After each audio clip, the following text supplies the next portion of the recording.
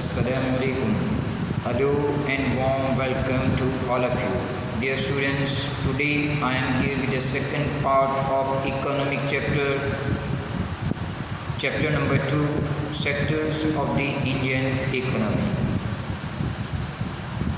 In the previous lecture, we had discussed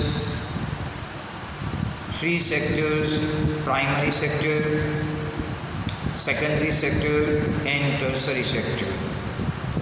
Today we are going to compare these three sectors.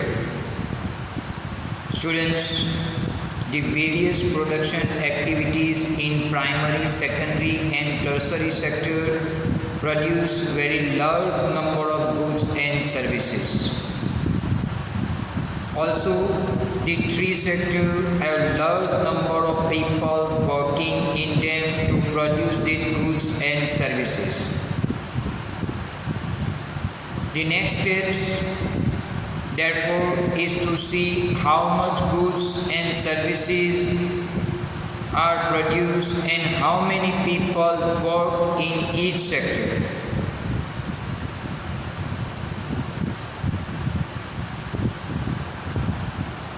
So students, with so many thousands of goods and services produced by three sectors, you might think this is an impossible task.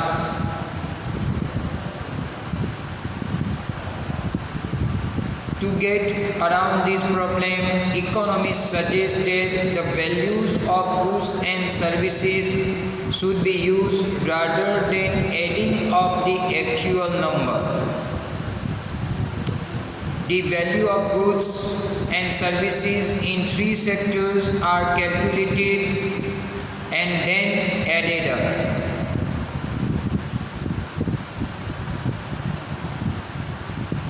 Not every good that is produced and sold needs to be counted.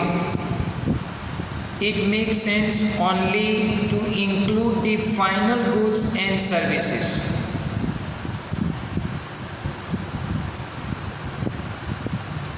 For example, a farmer who sells wheat to flour mill for rupees 8 per kg. The mill grinds that wheat and sells the flour to biscuit company for rupees 10 per kg. Then the biscuit company uses the flour and they added sugar and other thing and able to make 4 packets of biscuits. It sells biscuits in the market to the consumer for rupees 60, rupees 15 per packet. So now here the biscuits are the final goods, that is good that reach to the consumer. So here might you have the question, why are only final goods and services counted? In contrast to final goods, goods such as wheat and wheat flour in this example are intermediate goods. Intermediate goods are used up in producing final goods.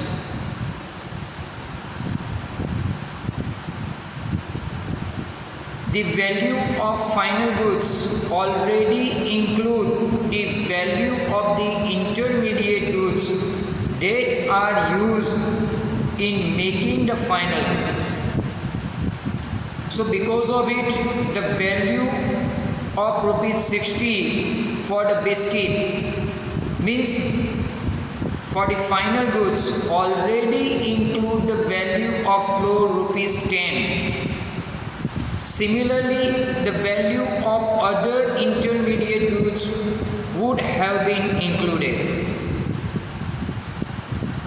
So, to count the value of the flour and wheat separately is therefore not correct, because then we would be counting the value of same thing a number of times. First as a wheat, then as a flour, and finally as biscuits. So in this example, farmers selling a wheat to flour mill, rupees 8 per kg. Flour mill grinds wheat and make into flour. They are selling to biscuit company rupees 10 per kg.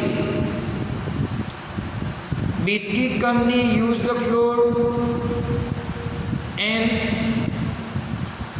add other thing and prepare the biscuit. They are selling the biscuit into market at rupees 60. They prepare 4 packets of biscuit and each packet carry 15 rupees price. So if we are counting the value of the wheat, value of the flour, and finally the value of the biscuit, so this is not a correct way, because here wheat and flour are intermediate goods which is used to prepare final goods. So the value of intermediate goods that are already included in final goods.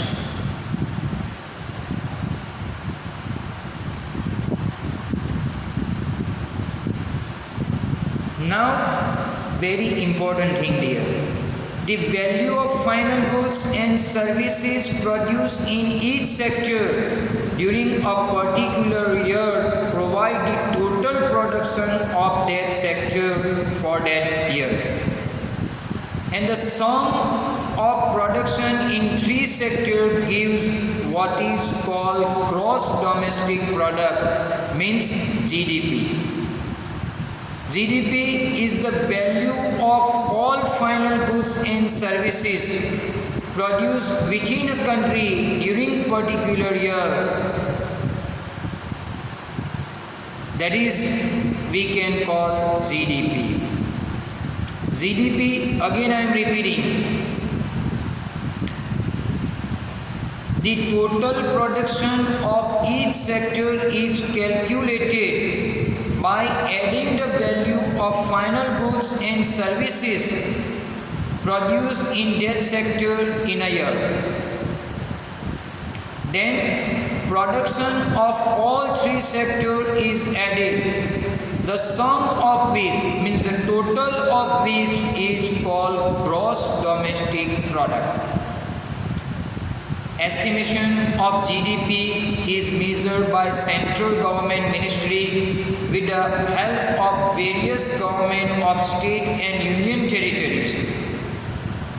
It collects information about the total number of goods and services and their prices, and then they estimate the GDP of the country. So with this, I would like to conclude my today's lecture. Thank you very much and Allah Hafiz.